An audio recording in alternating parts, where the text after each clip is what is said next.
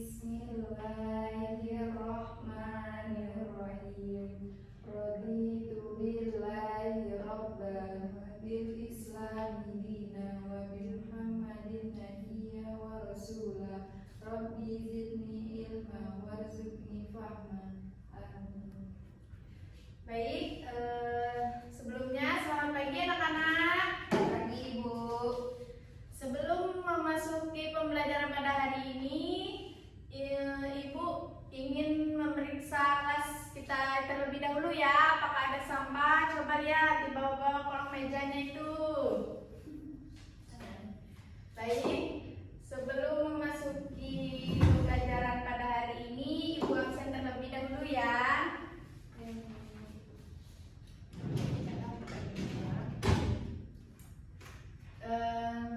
Arvina, Hadir Bu. Amanda, Sakit Bu. lah sakit, ada keterangannya gak? Surat keterangannya? Gak ada Bu. Lah lain kali harus ada surat keterangan izin sakit ya. Nanti dibilangin temennya. Ya Bu. Nah,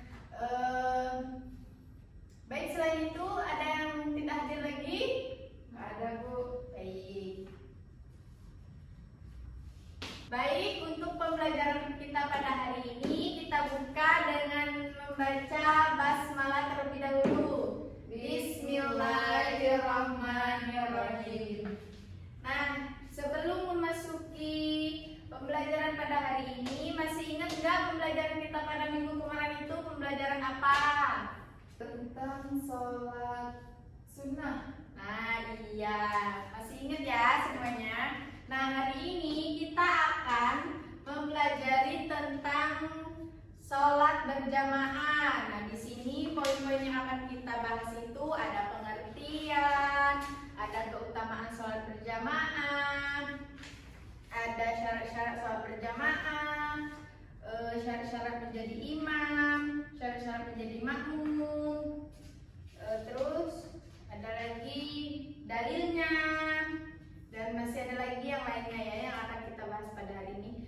Nah, sebelumnya ini Ibu akan membagikan beberapa lembar untuk kalian baca dan nanti akan Ibu panggil untuk menjelaskan dari beberapa poin pembelajaran pada hari ini.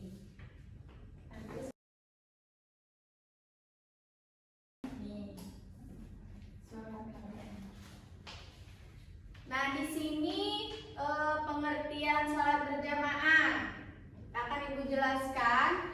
Jadi, sholat berjamaah dimaknai sebagai sholat yang dikerjakan oleh dua orang atau lebih secara bersama-sama.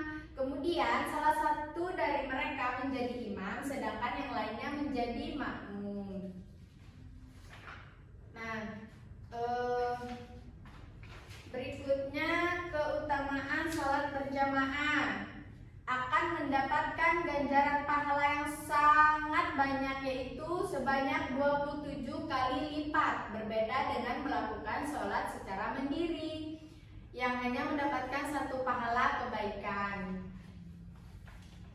Terus di sini ada beberapa poin syarat-syarat sholat berjamaah. Yang pertama itu ada posisi makmum tidak boleh lebih maju dari imam. Nah, yang kedua, makmum harus mengetahui gerakan imam. Terus yang ketiga, tidak boleh ada penghalang antara imam dan makmum. Yang keempat, harus berniat menjadi makmum. Yang kelima, bentuk sholat imam dan makmum harus sama. Dan yang keenam, makmum harus mengikuti imam dalam melakukan atau meninggalkan sunnah. Yang terakhir ada gerakan makmum tidak boleh mendahului atau tertinggal dari gerakan imam. Nah, terus di sini ada syarat-syarat menjadi imam. Yang pertama itu tidak dalam keadaan hadas. Tidak dalam keadaan hadas.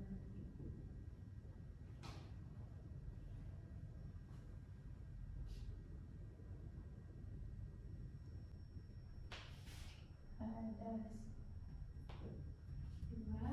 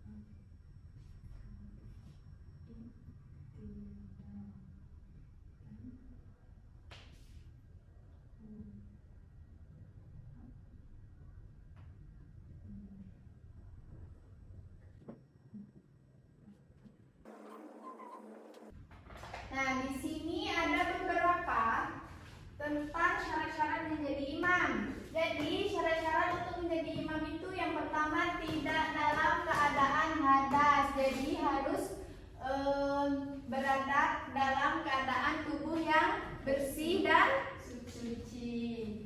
Yang kedua, tidak dalam keadaan junub.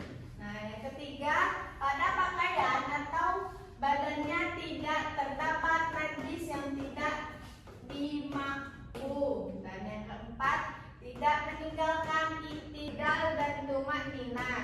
Jadi kita dalam salat itu harus melakukan i'tidal dan tumanninah. Yang kelima, tidak meninggalkan bacaan Fatihah. Pasti tahu kan tentang ini apa syarat-syarat menjadi imam, syarat-syarat menjadi makmum. Insya Allah semuanya pada sholat lima waktu ya. Iya Bu. Alhamdulillah. Baik, berikutnya itu ada syarat-syarat menjadi makmum. Yang pertama, niat berjamaah. Jadi kalau kita sholat berjamaah itu sama sholat sendiri itu niatnya itu berbeda ya. Terus yang kedua itu tidak lebih maju dari tempat imam. Jadi keadaannya itu makmum itu harus di belakang imam dan ada jaraknya.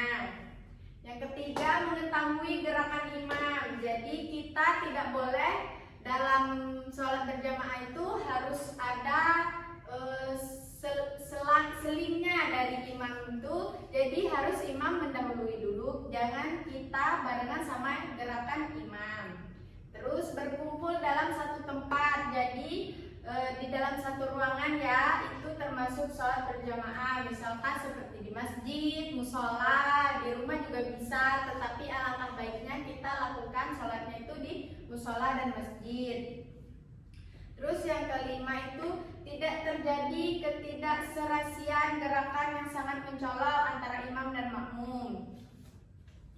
Nah, baik, di sini ada dalil sholat berjamaah.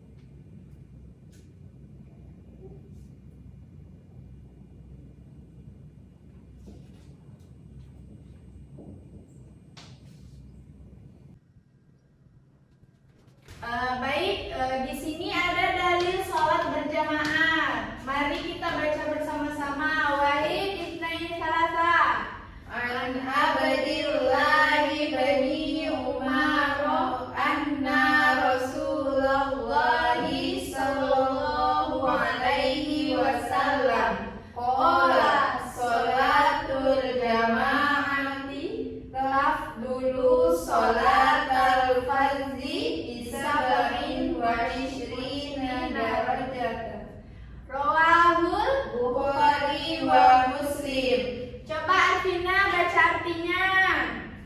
Artinya, dari Abdullah ibnu Umar diriwayatkan bahwa Rasulullah SAW bersabda, "Salat berjamaah lebih utama dibandingkan salat sendirian dengan 27 derajat." Hadis riwayat Bukhari nomor 609 dan 610 dan Muslim nomor 1036 dan 1039.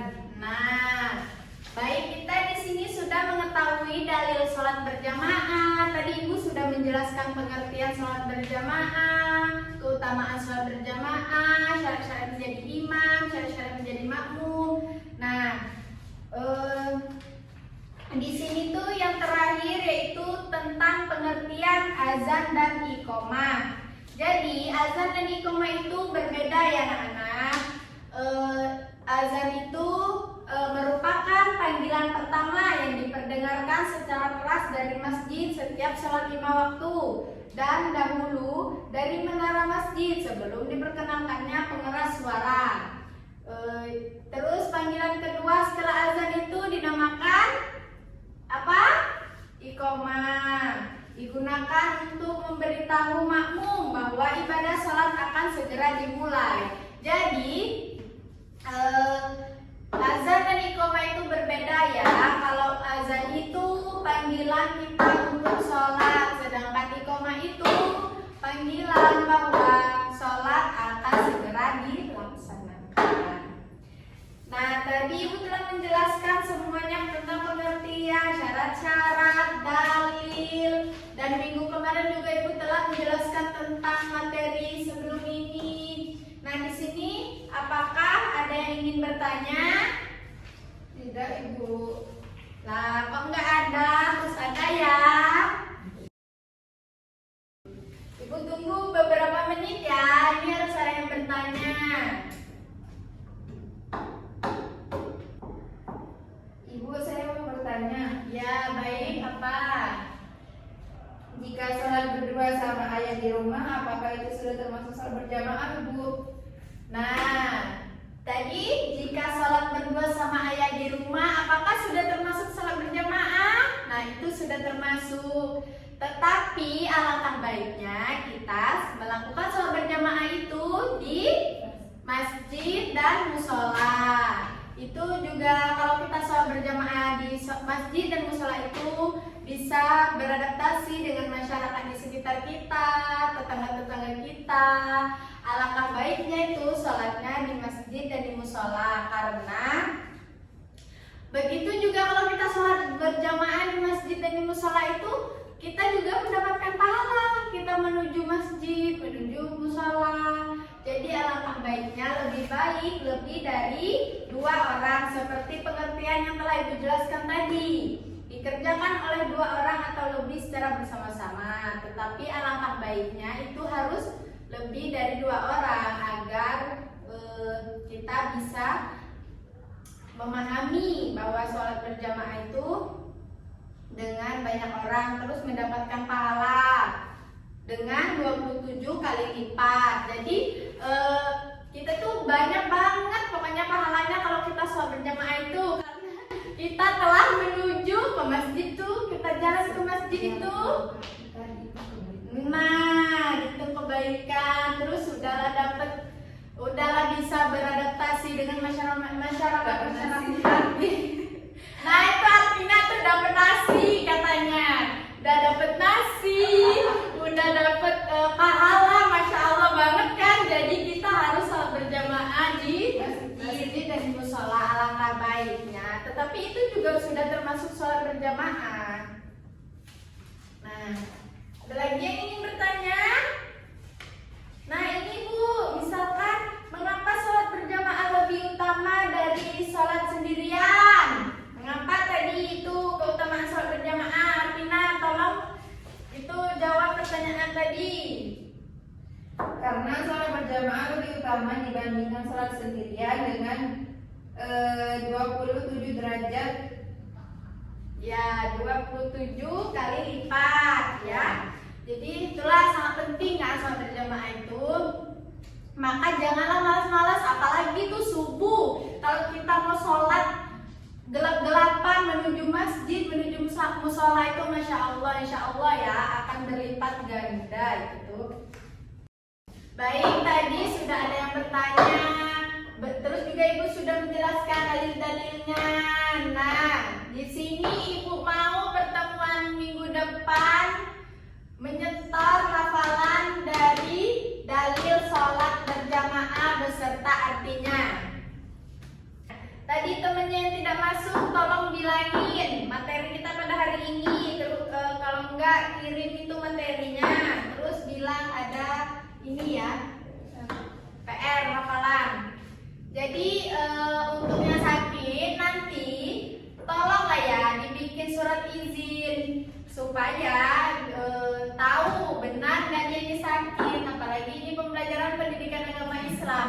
Kebanyakannya biasanya malas kan, apalagi ini PR-nya ngapal. Aduh, minggu depan ngapal lagi, ini setoran lagi, pasti malas. Kita tuh jangan malas-malas ya. Jadi bilang tuh sama temennya yang nggak masuk tadi harus itu